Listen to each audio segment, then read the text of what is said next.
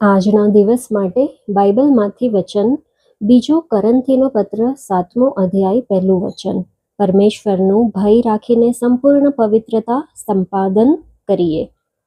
તેથી આપણને એવા વચન મળેલા છે, માટે હું પરમેશ્વરના વચનોને અધિકારથી પોતાના જીવનને માટે લઈ લઉં છું, અને એવું કરવું યોગ્ય પણ છે. છતાં આવું કરવું તે આ વચનો પ્રત્યે ફક્ત માનવીય દ્રષ્ટિકોણ દર્શાવે છે. પરમેશ્વરનું દ્રષ્ટિકોણ એ છે કે તેમના વચનો દ્વારા હું પોતાની ઉપર તેમની માલિકીને સ્વીકારું છું. ઉદાહરણ તરીકે, શું મને એ સમજણ છે કે મારું શરીર પવિત્ર આત્માનું મંદિર છે? અથવા શું હું મારા દેહમાં કોઈ એવી ટેવની અવગણના કરી રહ્યો છું જે પરમેશ્વરના પ્રકાશને ક્યારેય સહન નથી કરી શકતી? પરમેશ્વરે પવિત્રીકરણ દ્વારા મારામાં પોતાના પુત્રનું રૂપ બનાવ્યું છે અને મને પાપથી અલગ કરીને પોતાની દ્રષ્ટિમાં મને પવિત્ર કર્યો છે. પરંતુ મારે આજ્ઞાપાલન દ્વારા પોતાના શારીરિક જીવનને આત્મિક જીવનમાં બદલવાની શરૂઆત કરવાની છે.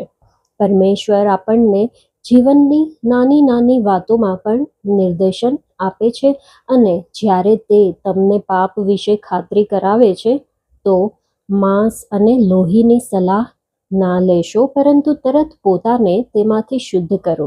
ગલાતીના 1લા અધ્યાયમાં વચન 16 મુજબ, તમારી દૈનિક ચાલમાં તમારી જાતને શુદ્ધ રાખો. જ્યાં સુધી મારા શરીર અને આત્મા બંને પરમેશ્વરના સ્વભાવના તાલમેલમાં ના આવે, ત્યાં સુધી મારે મારા શરીર અને આત્માને દરેક ગંદકીથી શુદ્ધ રાખવાના છે.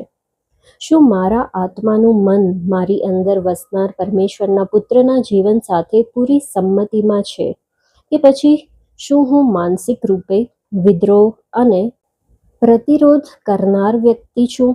શું હું ખ્રિસ્તના મનને મારામાં બનવા દઉં છું?